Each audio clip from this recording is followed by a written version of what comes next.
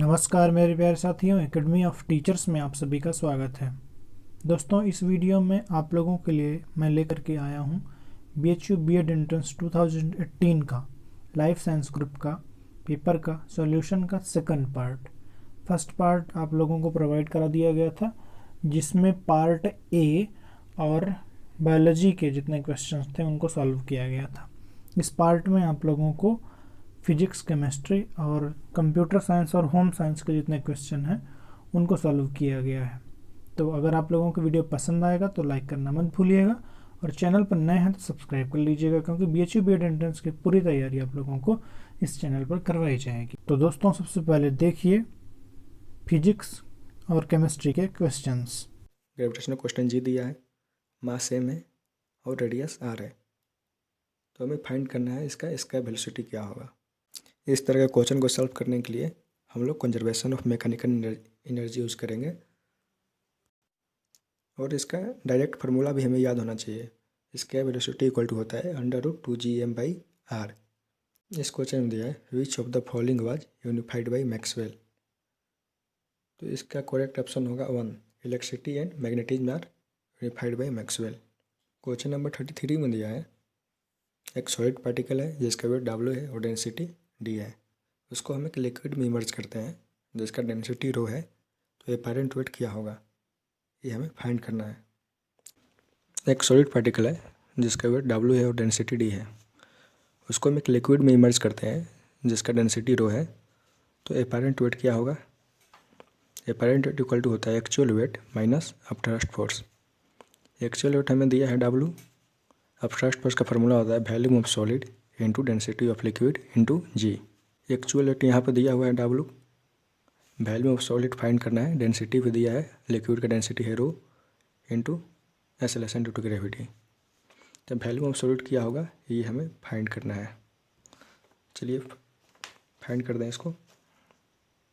Weight equal to होता है mg।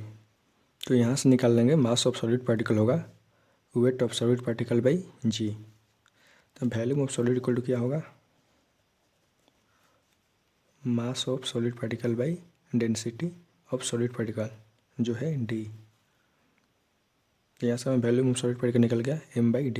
इसको यहाँ पे पट करेंगे W minus m/d into rho into g. इसको मांगे सॉल्व करेंगे, weight of solid particle W minus mass of solid particle का फार्मूला होगा weight by g. W/d into g into rho into g. या जी से जी cut गया, तो मेरा आंसर आएगा W into 1 minus rho by small d। ये हमारा जो है आंसर हो जाएगा W into 1 minus rho by d। Question number 34 में दिया है एक सर्कुलर डिस्क है जिसका मास सेम है और रेडियस r है। उसके सेंटर के परपेंडिकुलर कोई एक्सिस पास करता है, तो उस एक्सिस का मोमेंट ऑफ इनर्शिया क्या होगा। जब किसी सर्कुलर डिस्क का सेंटर के परपेंडिकुलर कोई एक्सिस पास करता है तो उसका मोमेंट ऑफ इनर्शिया होता है I इक्वल टू mr²/2। तो करेक्ट ऑप्शन होगा सेकेंड। क्वेश्चन नंबर 35 में दिया है which of the following is a non conservative force. तो फ्रिक्शनल फोर्स जो होता है वो नॉन कंजर्वेटिव फोर्स होता है, तो करेक्ट ऑप्शन होगा second. Frictional force is a non conservative force. Question number 36 में दिया है elastic behaviour of A solid depends on. तो सॉलिड का इलास्टिक बिहेवियर डिपेंड करता है इंटर एटॉमिक फोर्सेस पे। क्वेश्चन नंबर 37 में हमें कार्नोट इंजन का एफिशिएंसी बताना है। तो कार्नोट इंजन का एफिशिएंसी का फार्मूला होता है high temperature minus low temperature by high temperature. तो इसको हम लोग हाई टेम्परेचर क्या दिया है T1 greater than T2, so T1 is a high temperature. T1 minus low temperature T2 by high temperature T1। तो हमारा करेक्ट ऑप्शन होगा थर्ड। क्वेश्चन नंबर 38 में दिया है एक सोर्स है जो ट्रांसवर्स वेव इमिट कर रहा है और उस वेव का वेवलेंथ लैम्डा नॉट है और उसका वेलोसिटी c है, और सोर्स भी वेलोसिटी से स्टेशनरी ऑब्जर्वर से अवे मूव कर रहा। तो हमें ये बताना है कि ऑब्जर्वर जो है वेवलेंथ मेजर करेगा वो क्या होगा। यहाँ पे सोर्स और ऑब्जर्वर के बीच में रिलेटिव मोशन हो रहा है, जिसके वजह से ऑब्जर्वर जो भी वेवलेंथ मेजर करेगा वो एक्चुअल वेवलेंथ से डिफर करेगा। तो हमें वेवलेंथ फाइंड करना है, तो इसके लिए हम डॉपलर फार्मूला लगाएंगे और इसको सॉल्व करेंगे तो हमारा आंसर आएगा lambda equal to lambda not into 1 plus v by c. Second option होगा। इसका सोल्यूशन भी एक बार देख लेते हैं। डॉपलर इफेक्ट का फार्मूला होता है, जब ऑब्जर्वर और सोर्स के बीच में रिलेटिव मोशन होता है, apparent frequency equal to actual frequency into velocity of wave plus minus velocity of observer by velocity of wave plus minus velocity of source. इस क्वेश्चन में दिया है वेलोसिटी ऑफ ऑब्जर्वर 0 है क्योंकि वो स्टेशनरी है। तो हमारे पास बचा क्या, वेलोसिटी ऑफ सोर्स। जब सोर्स यहाँ पे ऑब्जर्वर से अवे मूव कर रहा मीन्स एपरेंट फ्रीक्वेंसी जो हैगा वो डिक्रीज करेगा। तो हम यहाँ पे कौन सा साइन यूज़ करेंगे कि एपरेंट फ्रीक्वेंसी डिक्रीज करेगा, तो रेसिप्रोकल में नीचे है। जब यहाँ पे प्लस का साइन होगा तो यहाँ पे इंडस का फ्रीक्वेंसी डिक्रीज करेगा। तो इंडस इक्वल टू होगा n into velocity of wave by velocity of wave, और यहाँ पे होगा plus sign, velocity of wave plus velocity of source. हम इस इक्वेशन को वेवलेंथ के फॉर्म में कन्वर्ट करेंगे और वे फ्रीक्वेंसी इक्वल टू होता है velocity of light by lambda dash equal to velocity of light by lambda not into velocity of wave by velocity of wave plus velocity of source. Velocity of light तो constant होगा, तो इसको जब हम solve करेंगे तो आएगा lambda dash equal to lambda not into velocity of wave plus velocity of source by velocity of wave. या लेमडा डैश इक्वल टू आएगा lambda not, velocity of wave क्या दिया है क्वेश्चन में, भी दी, वेलोसिटी ऑफ सी दिया है सी, प्लस वेलोसिटी ऑफ सोर्स क्या दिया है भी बाई सी। तो हम लोग इसको सॉल्व करेंगे तो आएगा lambda dash equal to lambda not into 1 plus भी बाई सी। ये हमारा करेक्ट ऑप्शन हो गया। क्वेश्चन नंबर 39 में दिया है the radiation emitted by black body source give rise to following spectrum. तो इसका आंसर होगा 1 कंटिन्यूअस स्पेक्ट्रम। क्वेश्चन नंबर 40 में दिया है photo electric effect was experimentally verified by. तो फोटो इलेक्ट्रिक इफेक्ट को एक्सपेरिमेंटली वेरीफाइड किया था आर.ए. मिलिकन ने। तो इसका करेक्ट ऑप्शन होगा 4। क्वेश्चन नंबर 41 में दिया है Fraunhofer lines are observe in the following. तो फ्राउनहोफर लाइन को हम सोलर स्पेक्ट्रम में ऑब्जर्व करते हैं। फ्राउनहोफर लाइन जो होता है वो dark line in observation spectrum of sun होता है। सन के ऑब्जर्वेशन स्पेक्ट्रम में डार्क लाइन मिलता है, उसको हम लोग बोलते हैं फ्राउनहोफर लाइन। जितना ज़्यादा लाइन वो डार्क होता है सन का टेम्परेचर उतना ही ज़्यादा एज्यूम किया जाता है। क्वेश्चन नंबर 42 में दिया है the colour of light from light emitting diode depend on. Light emitting diode का जो कलर डिपेंड करता है वो band gap of the semiconductor पे डिपेंड करता है। इसका करेक्ट ऑप्शन होगा 4। ये हमारा फिजिक्स का पोर्शन कंप्लीट हुआ। अब बढ़ते हैं हम लोग होम साइंस के क्वेश्चंस की तरफ। इनमें से पहला क्वेश्चन है जो कि 43 है, भारतीय उद्योगों के संबंध में उद्यमिता है, विकल्प हैं आवश्यक, अनावश्यक, भार, समय एवं धन की बर्बादी। तो उद्यमिता जो होती है, एंटरप्रेन्योरशिप जो होती है, वो भारतीय उद्योगों के संबंध में नेसेसरी होती है, इसलिए यहाँ पर पहला विकल्प सही होगा। अगले क्वेश्चन की तरफ बढ़ते हैं। सामाजिक उपगम्यता के अनुसार उद्यमिता क्या है, मतलब सोशियोलॉजिकल अप्रोच के अकॉर्डिंग एंटरप्रेन्योरशिप क्या होती है। तो इसके अकॉर्डिंग जो है एंटरप्रेन्योरशिप जो होती है process of role in performance, भूमिका निष्पादन की प्रक्रिया होती है। आगे बढ़ते हैं। कैरेटोमलेशिया नामक रोग किसकी कमी के कारण होता है। तो ये जो है विटामिन ए के कमी के कारण होता है, इसलिए पहला विकल्प यहाँ पर सही होगा। आगे बढ़ते हैं। डेंटल फ्लोरोसिस बीमारी का कारण है। तो डेंटल फ्लोरोसिस बीमारी का कारण है 3 to 5 ppm फ्लोरीन जल में। तो ये जल में जो है अगर 3 to 5 ppm फ्लोरीन हो जाए तो ये डेंटल फ्लोरोसिस रोग हो जाता है। आगे बढ़ते हैं। फलों में न्यूनतम मात्रा में क्या पाया जाता है। तो फलों में न्यूनतम मात्रा में दोस्तों प्रोटीन पाया जाता है। आगे बढ़ते हैं। अगला क्वेश्चन है, चावल में कौन सा प्रोटीन होता है?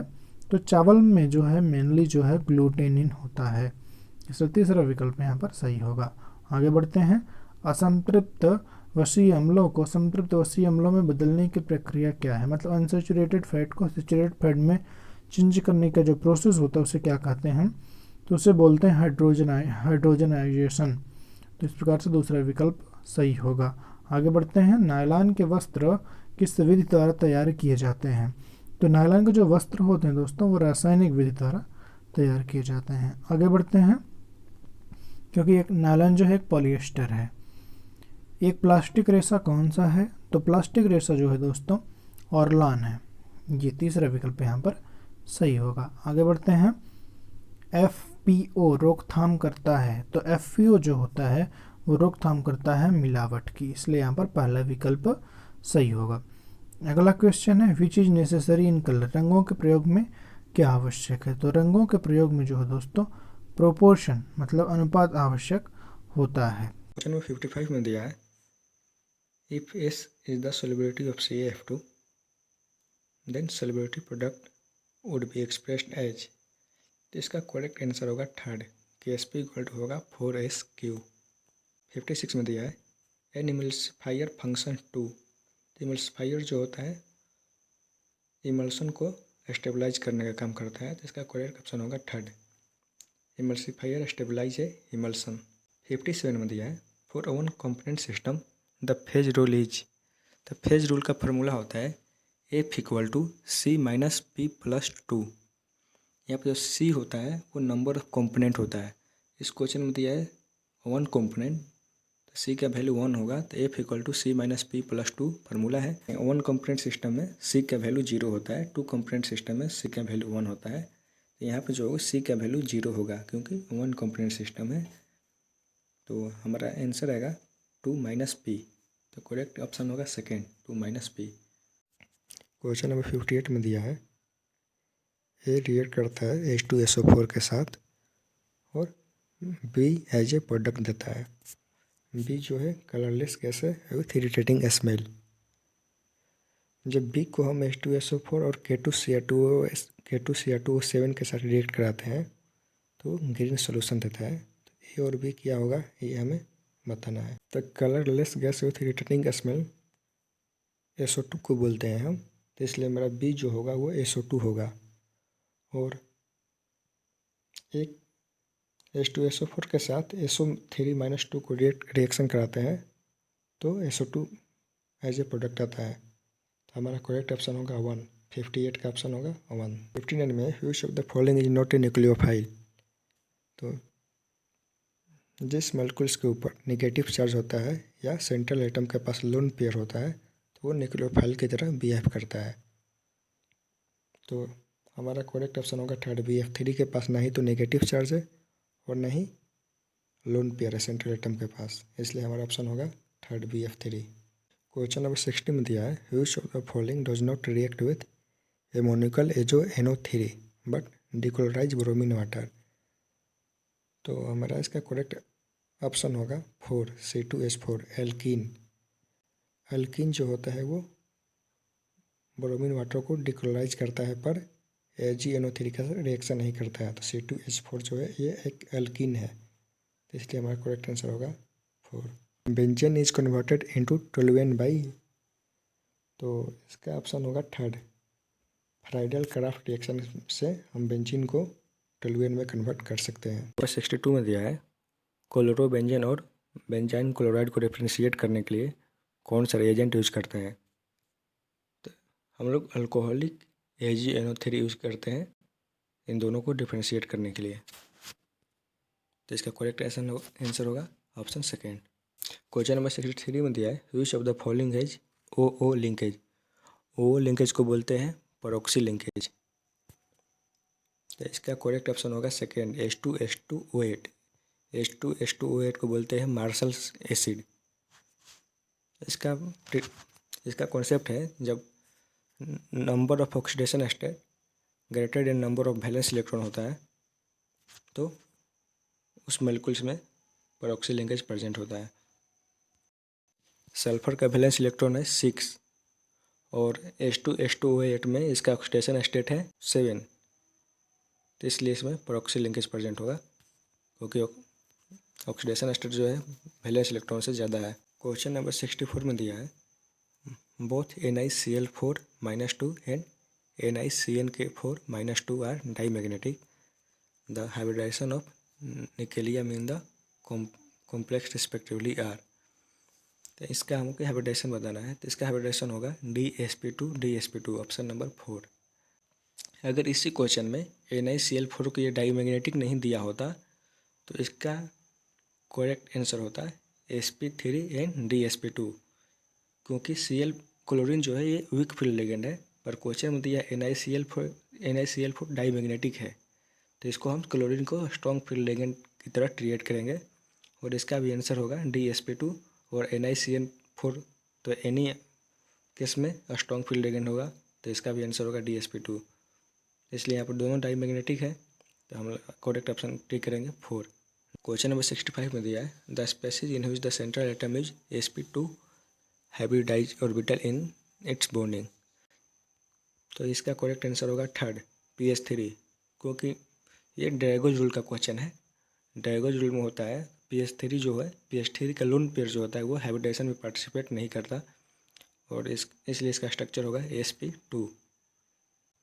और इसका बॉन्ड एंगल भी याद रखना चाहिए, अप्रॉक्स होता है 98 डिग्री के लगभग। अब चलते हैं दोस्तों कंप्यूटर साइंस के क्वेश्चंस की तरफ। दोस्तों आप लोगों को इसमें इतना ज़्यादा वेरिएशन मिल रहा है कि तीन लोगों ने मिल करके इस क्वेश्चन पेपर को सॉल्व किया है, तो सिर्फ इसीलिए ताकि जो जिस सब्जेक्ट को जानता है वो वही सॉल्व करे, ताकि आप लोगों को अच्छी तरह से समझा सके और उसमें एक्यूरेसी रहे। इस कारण से इतना वेरिएशन आप लोगों को मिल रहा है। उम्मीद है आप लोग इस वीडियो को पसंद करेंगे। तो बढ़ते हैं 91 जो है what will be the output of the following source code. तो इसमें सोर्स कोड जो दिया गया है, तो इसमें जो आउटपुट होगा 28, 15 और 43 होगा। इसको जब सॉल्व करेंगे तो इस प्रकार से इसमें जो है दूसरा विकल्प सही हो जाएगा। आगे बढ़ते हैं कि मैप तकनीक निम्नलिखित में से किसे सरल करने का व्यवस्थित तरीका है। तो इसमें आपका सही विकल्प जो होगा वो बूलियन एक्सप्रेशन होगा। इस प्रकार से इसमें तीसरा विकल्प सही होगा। आगे बढ़ते हैं, यदि एक लॉजिक गेट पर 4 इनपुट हैं तो संभव इनपुट संयोजनों की कुल संख्या क्या होगी। तो इसमें आपका सही विकल्प होगा तीसरा 32। आगे बढ़ते हैं दोस्तों, अगला क्वेश्चन है निम्नलिखित में से कौन एक मेन मेमोरी है। तो मेन मेमोरी जो है इसमें दोस्तों कैश मेमोरी एक मेन मेमोरी है। आगे बढ़ते हैं, निम्नलिखित में से कौन सी मेमोरी प्रायः अर्धचालक से निर्मित की जाती है। तो सेमीकंडक्टर से निर्मित की जाने वाली जो मेमोरी है वो होती है आप लोगों का रैम। इस प्रकार से इसमें पहला विकल्प सही होगा। आगे बढ़ते हैं, लैग्रांजे सूत्र का प्रयोग करते हुए x का मान निकालिए यदि y इज इक्वल टू 13.5 हो तो इसमें आपका सही विकल्प हो जाएगा दोस्तों 98.14। इस प्रकार से आगे बढ़ते हैं, C1 cos theta plus 24 sin theta का न्यूनतम और अधिकतम मान निम्नलिखित में से क्या होगा। तो इसमें आपका सही विकल्प होगा दोस्तों -25 तथा +25। आगे बढ़ते हैं, निम्नलिखित में से कौन सा सूत्र सबसे अधिक एक्यूरेट है न्यूमेरिकल इंटीग्रेशन के लिए। तो न्यूमेरिकल इंटीग्रेशन के लिए सबसे एक्यूरेट जो होता है दोस्तों वो होता है गॉस का क्वाड्रेटर फार्मूला। आगे बढ़ते हैं, if x and y be two real variables such that x is greater than 0 and xy is equal to 1 then minimum value of x plus y will be। तो इसमें आपका सही विकल्प हो जाएगा तीसरा, जिसमें जो है मिनिमम वैल्यू जो होगी वो x प्लस वाई की 2 होगी। तो दोस्तों इस प्रकार से पूरा का पूरा पेपर कंप्लीट होता है दूसरे पार्ट में आकर के। उम्मीद है कि आप लोगों को ये वीडियो पसंद आया होगा। अगर आप लोगों को वीडियो पसंद आया तो लाइक ज़रूर कर दिया करिए, क्योंकि इसमें हमारी पूरी टीम की मेहनत होती है। तो आपका लाइक जो है वही हमें इनकरेज करता है। और इस वीडियो को शेयर करिए हर व्यक्ति तक, क्योंकि वीडियो का एंगेजमेंट जितना होगा उतना ज़्यादा ये हमें प्रोत्साहन मिलेगा कि ज़्यादा से ज़्यादा लोग इसमें इन्वॉल्व हो रहे हैं। तो इस वीडियो को शेयर करिए उस हर ज़रूरतमंद तक जो तैयारी नहीं कर सकता है और जिसे ज़रूरत है इसकी। तो दोस्तों इस वीडियो के लिए इतना ही, फिर मिलते हैं एक नए अपडेट के साथ। तब तक के लिए स्टे होम स्टे सेफ।